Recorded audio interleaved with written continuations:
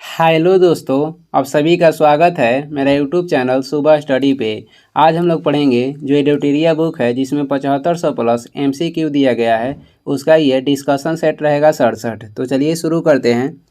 इसमें पहला क्वेश्चन हो जाएगा। पहला क्वेश्चन है, निम्नलिखित में से कौन सा राज्य पड़ोसी देश भूटान के साथ सीमा साझा करता है।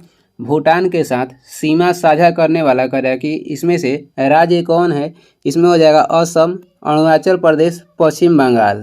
भूटान के साथ 4 भारतीय राज्य है जो कि सीमा साझा करते हैं। इसके अनुसार ये हो जाएगा ऑप्शन सभी असम, अरुणाचल प्रदेश, पश्चिम बंगाल और इसके बाद आपको कौन सा राज्य हो जाएगा तो सिक्किम। ये 4 राज्य है जो कि भूटान के साथ सीमा साझा करता है। सबसे अधिक कौन सा राज्य लगा है, किसके सीमा लगा है तो असम राज्य के सीमा सबसे अधिक लगा है भूटान के साथ। इसका ट्रिक हो जाएगा साब। एस साब हो जाएगा, स से हो जाएगा एस से, यानी कि एस से हो जाएगा सिक्किम, ए से अरुणाचल प्रदेश और एक ए से हो जाएगा आपको असम, बी से हो जाएगा बंगाल। 2 नंबर देखेंगे, अरावली पहाड़ी के पश्चिमी छोर से निम्न में से कौन सी नदी निकलती है। अरावली पहाड़ी के पश्चिमी छोर से कौन सी नदी निकलती है तो ये निकलती है लूनी नदी, उसके बाद हो जाएगा माही नदी। ऑप्शन हो जाएगा डी, ए और बी दोनों। पूर्वी छोर से कौन सी नदी निकलती है तो बनास नदी जो है ये निकलती है पूर्वी छोर से। अरावली एक पुरानी पर्वत है जिसकी सबसे ऊंची जो चोटी है ये हो जाएगा गुरु शिखर। ऊंचाई कितनी है 1722 मीटर है। आगे बढ़ेंगे, अगला क्वेश्चन हो जाएगा, सैडल पीक की अवस्थित है, यानी सैडल पीक की अवस्थिति आपको बताना है कि ये कहाँ पे अवस्थित है। तो ये अंडमान निकोबार के सबसे ऊंची चोटी है जो कि स्थित है उत्तरी अंडमान में। ऑप्शन हो जाएगा बी, अंडमान निकोबार की सैडल पीक सबसे ऊंची चोटी है, ये उत्तरी अंडमान में स्थित है। इसकी ऊंचाई है 732 मीटर। और जो अंडमान निकोबार की राजधानी है ये हो जाएगा पोर्ट ब्लेयर और ये स्थित है दक्षिणी अंडमान में। सबसे ऊंची चोटी सैडल पीक स्थित है उत्तरी अंडमान में, इसका राजधानी हो जाएगा पोर्ट ब्लेयर, स्थित है दक्षिणी अंडमान में। 4 नंबर क्वेश्चन है, दिए गए विकल्पों में कौन कृष्णा की सहायक नदी नहीं है। तो इसमें से कृष्णा की सहायक नदी नहीं है कौन, तो पेनगंगा। पेनगंगा और बेनगंगा ये किसकी सहायक नदी है तो ये दोनों है गोदावरी की सहायक नदी।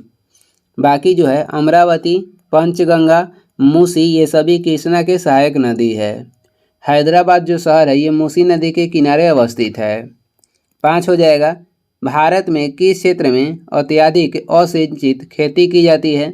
भारत के किस क्षेत्र में अत्यधिक असिंचित खेती की जाती है, ये कहाँ पे की जाती है तो दक्कन के पठार पे। ऑप्शन हो जाएगा सी और ये स्थित है कहाँ पे तो महाराष्ट्र में। 6 नंबर क्वेश्चन हो जाएगा, उत्तरी मैदानों में चलने वाली गर्म और शुष्क हवाएं जो पंजाब से लेकर बिहार तथा दिल्ली से पटना के बीच तीव्र होती है उसे क्या बोलते हैं। उत्तरी मैदानों में चलने वाली गर्म और शुष्क हवाएं जो पंजाब से लेकर बिहार तथा दिल्ली से पटना के बीच तीव्र होती है उसे बोलते हैं लू। ऑप्शन हो जाएगा डी। नॉर्वेस्टर ये चलता है कहाँ पे तो नॉर्वे में। और सबसे अधिक कहेगा अम्लीय वर्षा कहाँ पे होता है तो सबसे अधिक अम्लीय जो वर्षा होता है ये होता है नॉर्वे में। मध्य रात्रि के सुर किसे बोलते हैं तो नॉर्वे को बोला जाता है। 7 नंबर क्वेश्चन देखेंगे। 7 हो जाएगा, निम्नलिखित में से कौन सी विशेषताएं विकासशील या विकसित देशों में सामान्य नहीं है। निम्नलिखित में से कौन सी विशेषताएं विकासशील या विकसित देशों में सामान्य नहीं है तो इसमें से हो जाएगा तकनीकी उन्नति। तकनीकी जो उन्नति है ये दोनों में समान नहीं है। विकासशील जो अर्थव्यवस्था ये भारत में पाया जाता है। आगे देखेंगे, अगला क्वेश्चन हो जाएगा, जीएसटी किस प्रकार का कर है। जीएसटी जो है ये आपको बताना है किस प्रकार कर है तो ये अप्रत्यक्ष कर है। ऑप्शन हो जाएगा ए। जो रेखी समिति थी, रेखी समिति के संबंध अप्रत्यक्ष कर से है, वांचू समिति के संबंध कहेगा तो प्रत्यक्ष कर से है। जीएसटी जो भारत है, भारत में जीएसटी लागू कब हुआ था 1 जुलाई 2017 में और पहला राज्य हो जाएगा असम। जीएसटी लागू करने वाला भारत जो है 161वां देश है। भारत में जो जीएसटी लागू हुआ है ये कनाडा के मॉडल पर आधारित है। 101वां संविधान संशोधन किया गया था भारत में जीएसटी लागू करने के लिए। 9 नंबर क्वेश्चन हो जाएगा, सार्वजनिक क्षेत्र में विनिवेश को क्या कहते हैं। सार्वजनिक क्षेत्र में विनिवेश को कहते हैं, क्या कहेंगे, तो इसे कहते हैं निजीकरण। ऑप्शन हो जाएगा ए। राष्ट्रीय औद्योगिक नीति कब लाया गया था? 1948 में। आगे बढ़ेंगे, अगला क्वेश्चन हो जाएगा, आय और उपभोग में किस प्रकार का संबंध है? आय और उपभोग में करा किस प्रकार के संबंध है? तो इसमें प्रत्यक्ष संबंध है। ऑप्शन हो जाएगा सी। राष्ट्रीय आय समिति के गठन 1949 में हुआ था पीसी महालनोबिस की अध्यक्षता में, और राष्ट्रीय योजना समिति के गठन कहेगा 1938 में हुआ था। ये हुआ था जवाहरलाल नेहरू के अध्यक्षता में।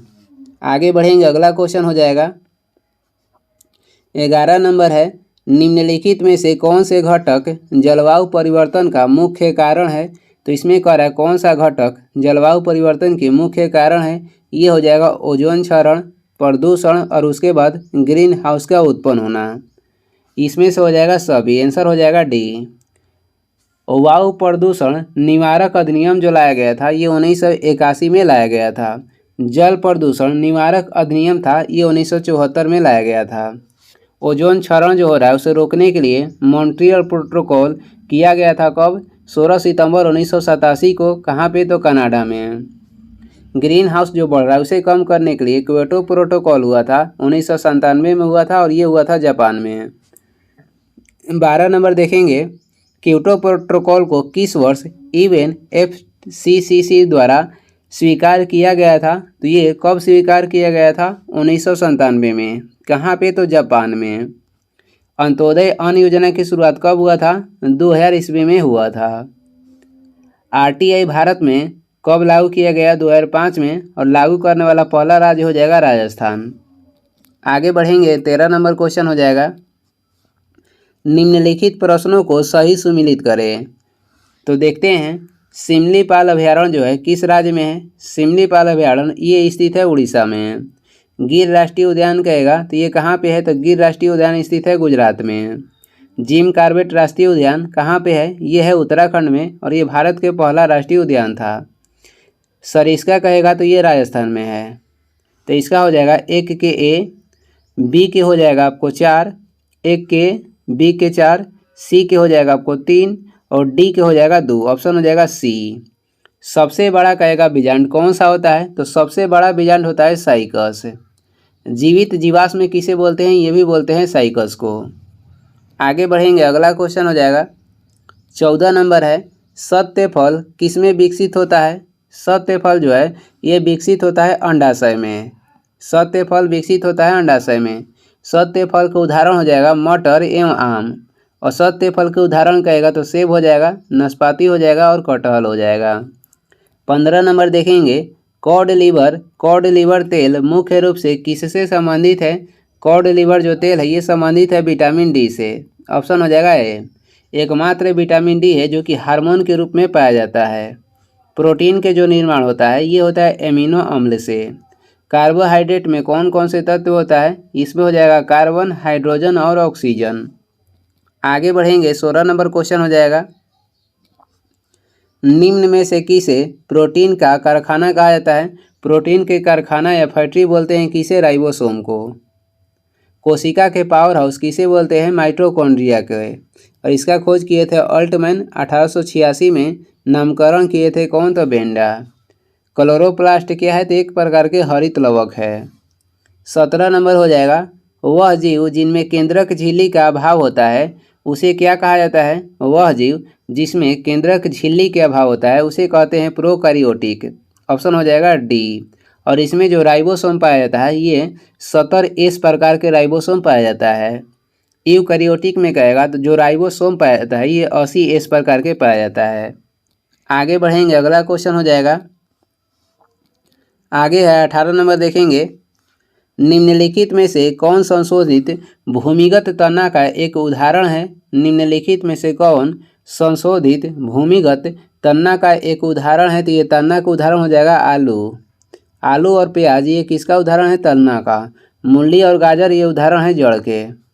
19 हो जाएगा, निम्नलिखित में से कौन सा संबंध फ्लोएम के बारे में सही है? तो फ्लोएम के बारे में कह रहा है कौन सा संबंध है जो कि सही है?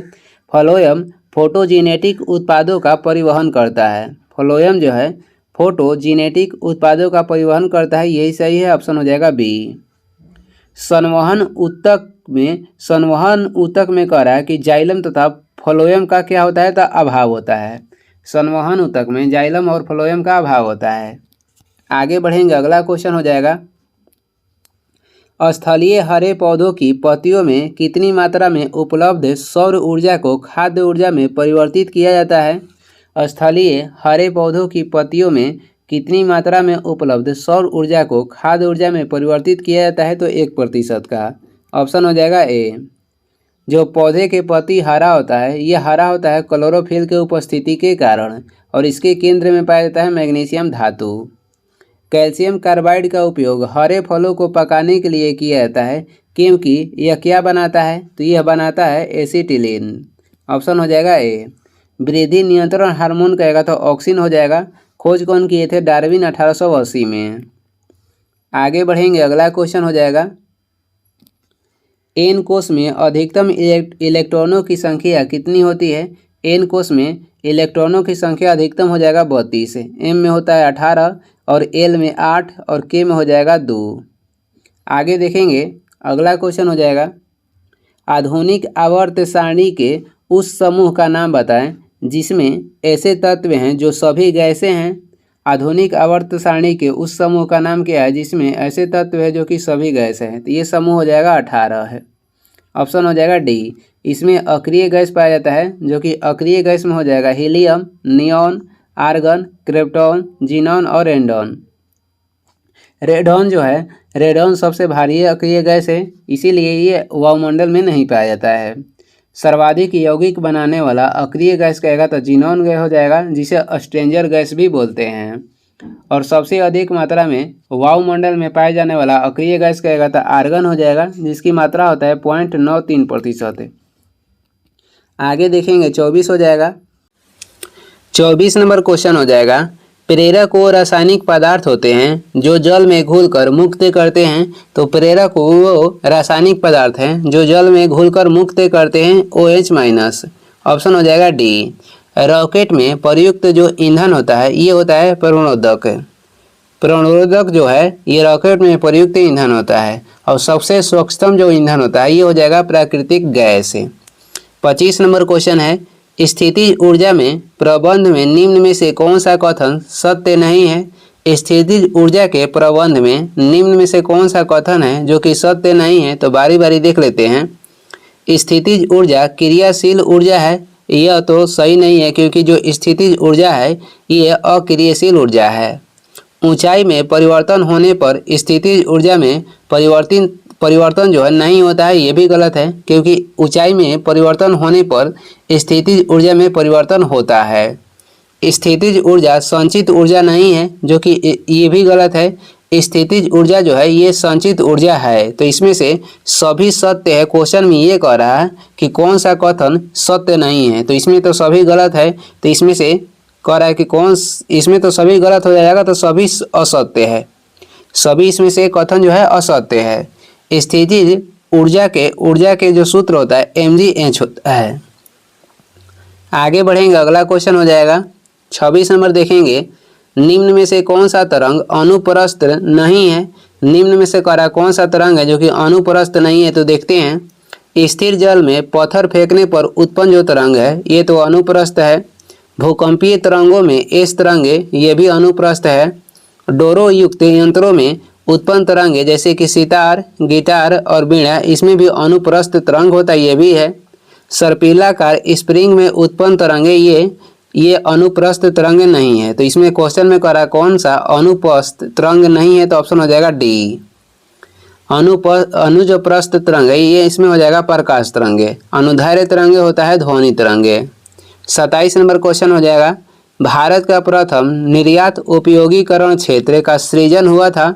भारत के प्रथम जो निर्यात उपयोगीकरण क्षेत्र है इसका सृजन कब हुआ था, यह हुआ था कहाँ पे, तो कंडाला में। ऑप्शन हो जाएगा ए। स्पेशल इकोनॉमिक जोन ये लाया गया था 2005 में, और ये लागू कब हुआ था, तो 2006 में। आगे बढ़ेंगे, अगला क्वेश्चन हो जाएगा, भारतीय पंचवर्षीय योजनाओं का प्रमुख उद्देश्य क्या है। भारतीय पंचवर्षीय योजनाओं का प्रमुख उद्देश्य कहेगा तो ये हो जाएगा स्वावलंबन एवं विदेशी सहायता पर निर्भरता कम करना। स्वावलंबन एवं विदेशी सहायता पर निर्भरता कम करना। पंचवर्षीय योजना भारत में प्रेरित किया गया था कहाँ से, तो रूस से। इसका अंतिम अनुमोदन जो करता है ये करता है एनडीसी, राष्ट्रीय विकास परिषद। इसका गठन हुआ था 6 अगस्त 1952 को। 29 देखेंगे, भारतीय चारागाह एवं चारा अनुसंधान संस्थान स्थित है। भारतीय चारागाह एवं चारा अनुसंधान संस्थान जो है ये स्थित है कहाँ पे, तो ये झांसी में स्थित है, झांसी उत्तर प्रदेश में। ऑप्शन हो जाएगा सी। राष्ट्रीय लाह अनुसंधान केंद्र कहेगा तो ये रांची में है। राष्ट्रीय डेयरी अनुसंधान केंद्र कहेगा तो ये करनाल हरियाणा में है। आगे बढ़ेंगे, अगला हो जाएगा, संविधान के किस अनुच्छेद के अंतर्गत किसी व्यक्ति के विदेश यात्रा के अधिकार को संरक्षण प्रदान करता है, तो किसी व्यक्ति के विदेश यात्रा के अधिकार को संरक्षण प्रदान करता है अनुच्छेद 21 से। ऑप्शन हो जाएगा बी, जिसमें प्राण एवं दैहिक स्वतंत्रता का उल्लेख किया गया है। धर्म, जाति एवं लिंग के आधार पर भेदभाव के जो उल्लेख मिलता है ये मिलता है अनुच्छेद 15 में। उपाधियों का अंत इसका उल्लेख मिलता है अनुच्छेद 18 में। वाक्य की स्वतंत्रता का उल्लेख किया गया है अनुच्छेद 19 में। आगे बढ़ेंगे, अगला क्वेश्चन हो जाएगा 31 नंबर है, सेवा के अधिकार की अवधारणा सर्वप्रथम किस देश में प्रारंभ हुई। सेवा के अधिकार की अवधारणा सर्वप्रथम प्रारंभ हुआ था ब्रिटेन में। सर्वप्रथम लिखित जो संविधान था ये कहाँ पे लागू हुआ था, अमेरिका में 1789 में। और लिखित संविधान कहेगा तो ब्रिटेन का है। शतरंज की शुरुआत कहाँ से हुई थी, तो भारत से।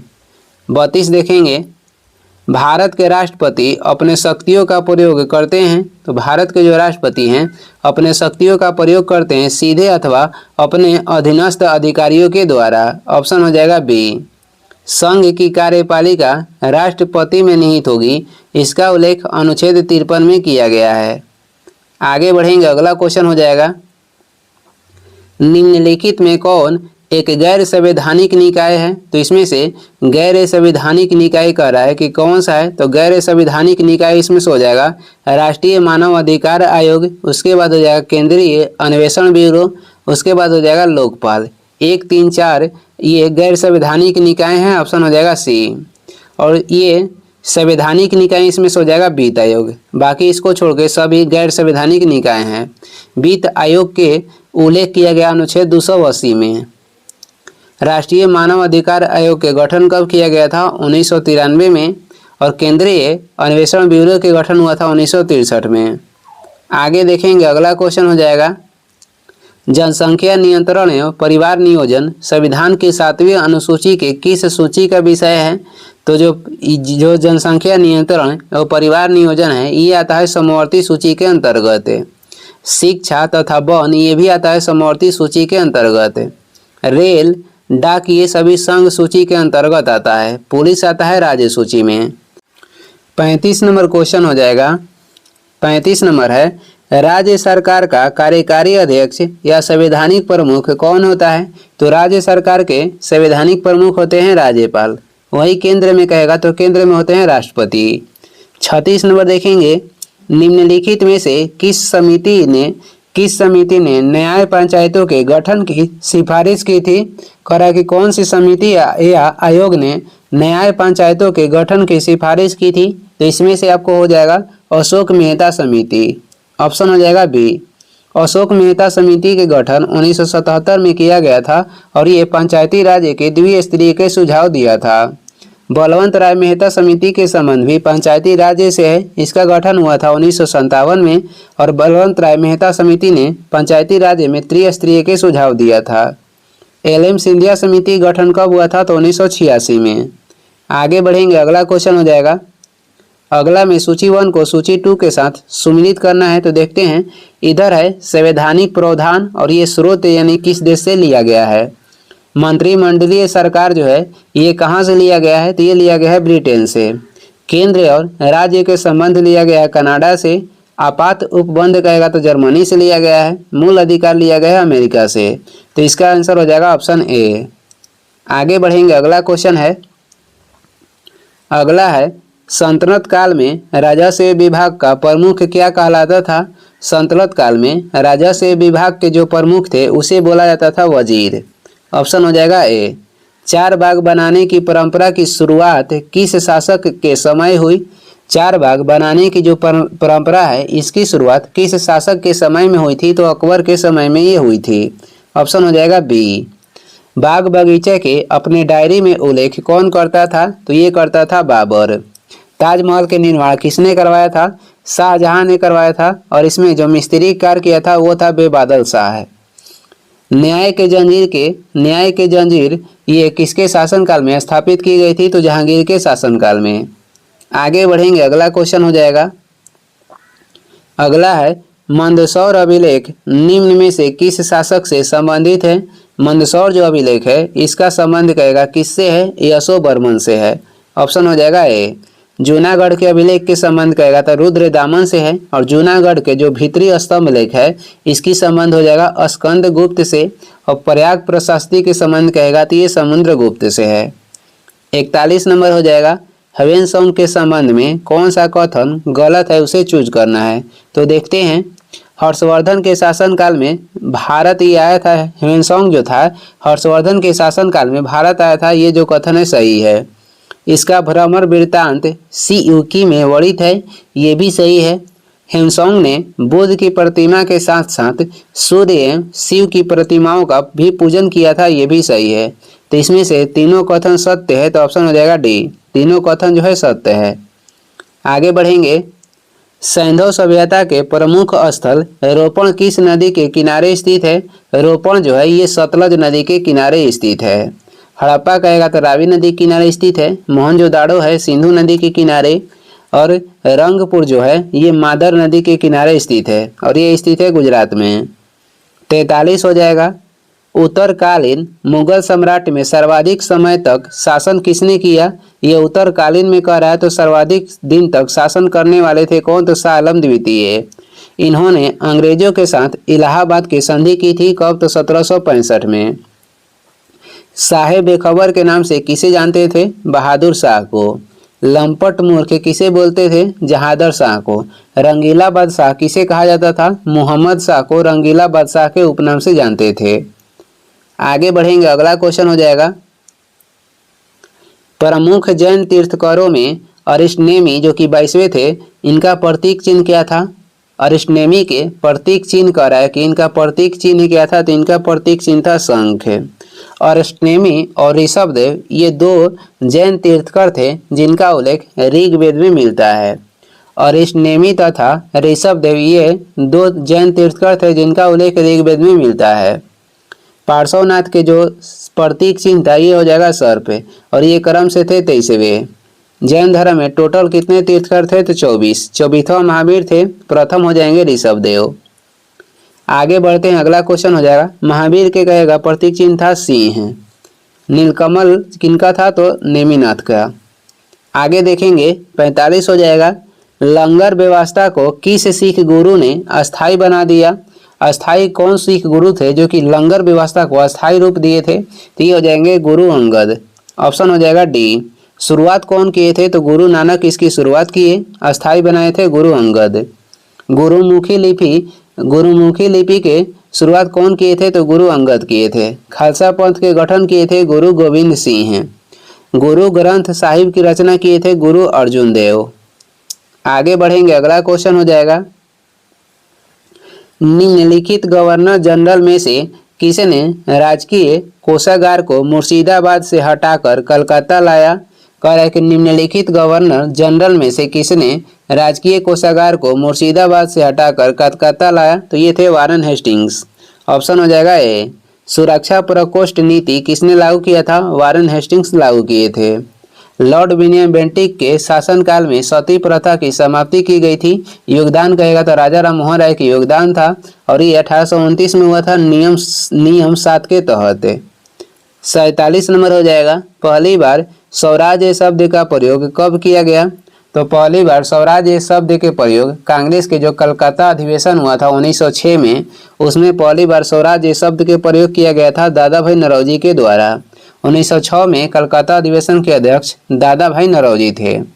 पहली बार राष्ट्रगान के प्रयोग कलकत्ता के किस अधिवेशन में किया गया था? तो 1911 में। अध्यक्ष थे बिशन नारायण धर और राष्ट्रगीत पहली बार गाया गया था कांग्रेस के किस अधिवेशन में? तो ये भी हुआ था 1896 में। और ये भी कहाँ पे हुआ था? तो कलकत्ता में। और इसका अध्यक्ष कौन थे? रहमतुल्लाह सयानी। कांग्रेस के पहली बार विभाजन हुआ था 1907 में। अधिवेशन था सूरत और इसकी अध्यक्षता कौन थे? तो रास बिहारी बोस। आगे बढ़ेंगे, 48 नंबर हो जाएगा, आर्थिक सहयोग और विकास संगठन का मुख्यालय कहाँ पर है? आर्थिक सहयोग और विकास संगठन के जो मुख्यालय है ये है पेरिस, फ्रांस में। ऑप्शन हो जाएगा सी।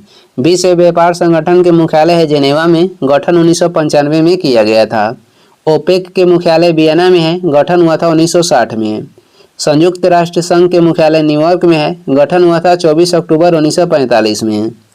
49 नंबर हो जाएगा, 49वीं समानांतर रेखा किन दो देशों की अंतर्राष्ट्रीय सीमा रेखा है? तो ये किन दो देशों की अंतर्राष्ट्रीय सीमा रेखा है? तो ये हो जाएगा अमेरिका और कनाडा। ऑप्शन हो जाएगा ए। 17वीं अंतर्राष्ट्रीय सीमा है ये उत्तरी वियतनाम तथा दक्षिणी वियतनाम के बीच है। और 38वीं हो जाएगा उत्तर कोरिया और दक्षिणी कोरिया के मध्य। आगे बढ़ेंगे, अगला क्वेश्चन हो जाएगा 50 नंबर है, निम्नलिखित में से कौन मूल राशि नहीं है? तो इसमें से करा मूल राशि कौन नहीं है? आयतन जो है ये मूल राशि नहीं है। बाकी ताप, द्रव्यमान और ज्योति तीव्रता ये मूल राशि है। ज्योति तीव्रता के जो एसआई मात्रक है ये हो जाएगा कैंडेला। ताप के होता है केल्विन और जड़त्व के माप कहेगा तो ये होता है द्रव्यमान। इसके आगे महत्वपूर्ण वन लाइनियर क्वेश्चन है जो कि देख लेते हैं। बाबर का उत्तराधिकारी कौन हुआ? बाबर के उत्तराधिकारी हुआ था हुमायूं। गद्दी पर बैठने से पहले हुमायूं कहाँ का सूबेदार था? तो ये बदख्शा का सूबेदार था। इसने 1533 में दीनपनाह नगर की स्थापना की थी। यह ज्योतिष में विश्वास रखता था, इसलिए ये 7 दिन में 7 खल के कपड़ा यानी 7 रंग के कपड़ा पहनता था। 25 जून 1539 ईस्वी में शेर खां एवं हुमायूं के बीच चौसा के युद्ध हुआ था और इसमें शेर खां की विजय हुई। जो चौसा के युद्ध हुआ था ये 1539 में हुआ था, किसके मध्य? शेरशाह सूरी तथा हुमायूं के बीच। 17 मई 1540 ईस्वी में शेर खां एवं हुमायूं के बीच बिलग्राम के युद्ध हुआ, जिसे कनौज के युद्ध भी बोलते हैं। इसमें भी शेरशाह की विजय हुई थी। इसी युद्ध के बाद हुमायूं 15 साल के लिए निर्वासित हो गया था, यानी भाग गया था। आगे बढ़ते हैं, कनौज युद्ध में हार के पश्चात हुमायूं 15 वर्षों के लिए निर्वासित जीवन व्यतीत करने लगा। पुनः 1555 ईस्वी में इसने पंजाब के सूरी शासक सिकंदर को पराजित कर दिल्ली की गद्दी पर बैठा। वही क्वेश्चन आता है कि 2 बार शासन करने वाला मुगल शासक कौन था? तो ये हुमायूं था। हुमायूंनामा की रचना इसकी बहन गुलबदन बेगम के द्वारा की गई थी।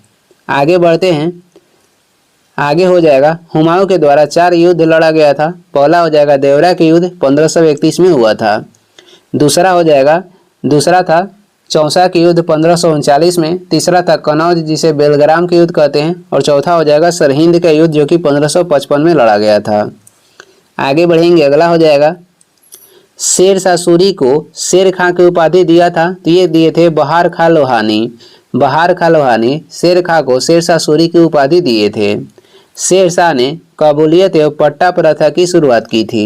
शेरशाह ने कबूलियत एवं पट्टा प्रथा की शुरुआत की थी।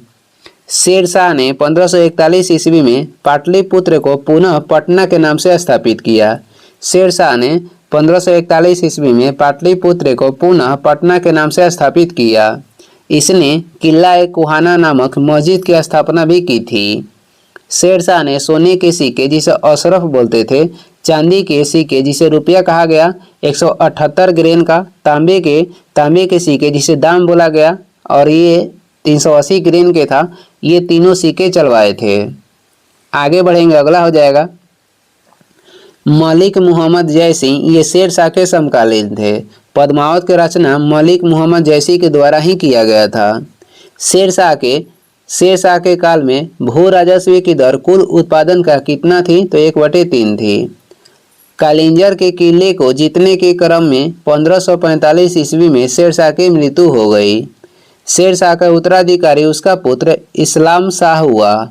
शेरशाह का उत्तराधिकारी कौन हुआ था? उसका पुत्र इस्लाम शाह है।